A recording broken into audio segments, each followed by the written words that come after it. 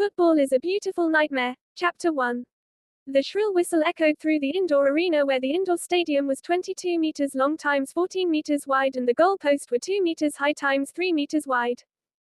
The polished court reflected the bright overhead lights as 12-year-old Alex Daly took his first cautious touches. A graduate of Barcelona Freedom Seekers Youth Academy, he had spent years learning positional play, close control, and patience. This was his first competitive one-on-one match. Across from him stood Gerard Galang. The Villarreal Academy product bounced lightly on the balls of his feet, a grin already forming. Players from Royal Gold Villarreal were known for direct, aggressive football, and Gerard carried himself with the confidence of someone who expected to dominate.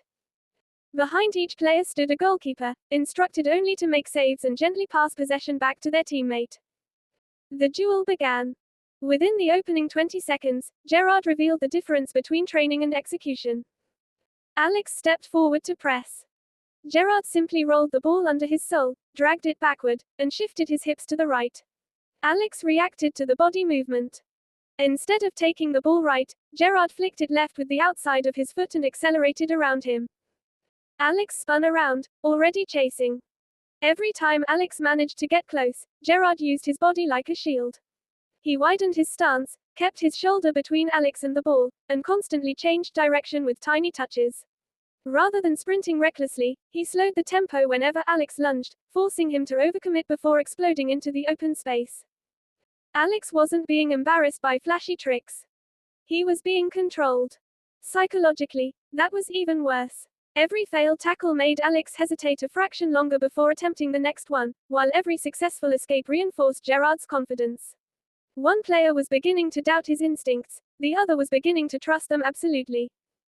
1:38, 1-0. Gerard received a short pass from his goalkeeper near the halfway line. Alex charged immediately. Gerard feinted a powerful shot. The fake caused Alex to pause just enough. With one delicate touch, Gerard pushed the ball into open space and sprinted toward goal. Alex recovered and chased desperately. Seeing the goalkeeper rush several meters off his line to narrow the angle, Gerard didn't panic. Instead, he slid his foot underneath the ball at the last moment. The ball rose softly in a graceful arc. The keeper jumped with both hands stretched high.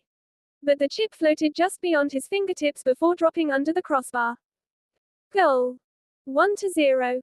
Gerard sprinted toward the side wall, cupped both hands behind his ears, and slowly turned toward Alex as if asking the silent arena, "Is that all you've got?" Alex looked away. The celebration lasted only a few seconds, but the message lingered. Play restarted. Alex tried to increase the tempo, attempting quicker attacks before Gerard could settle. Instead, he repeatedly lost possession. Gerard's first touch always seemed perfectly weighted. His second touch always carried him away from pressure. Whenever Alex reached in with a foot, Gerard calmly rolled the ball behind his standing leg, forcing Alex to chase again.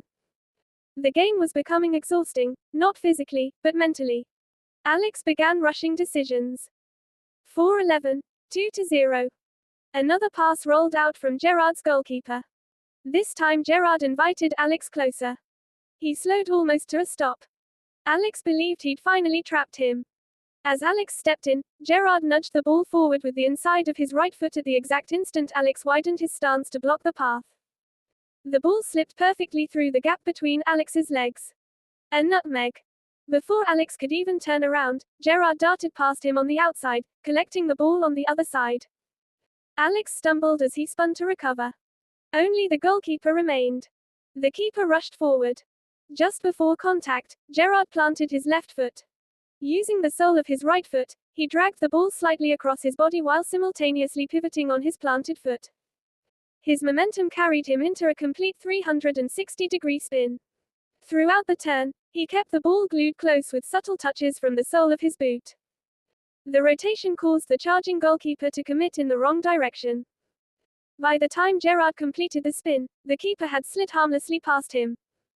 An empty goal. One composed right foot finish. 2-0. Gerard didn't celebrate immediately. Instead, he walked toward Alex. He pointed at the space between Alex's legs. Then he slowly mimed closing an invisible door before laughing and jogging backward with a playful shrug. It wasn't cruel enough to earn punishment. It was just enough to sting. Alex clenched his fists. The nutmeg replayed over and over inside his mind. Instead of thinking about his next attack, he kept reliving the mistake he'd already made. The referee checked his watch. Only seconds remained. Alex finally won possession near halfway. Ignoring the goalkeeper's positioning, he struck the ball as hard as he could from distance. His frustration overpowered his technique. The shot climbed higher and higher, before sailing nearly 6 feet above the crossbar, thudding against the protective netting behind the goal.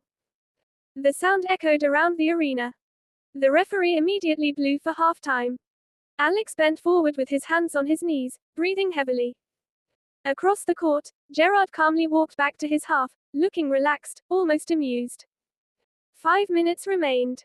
But with Gerard leading 2-0 and controlling every duel, Alex's first one-on-one match already looked as though it was slipping beyond his reach.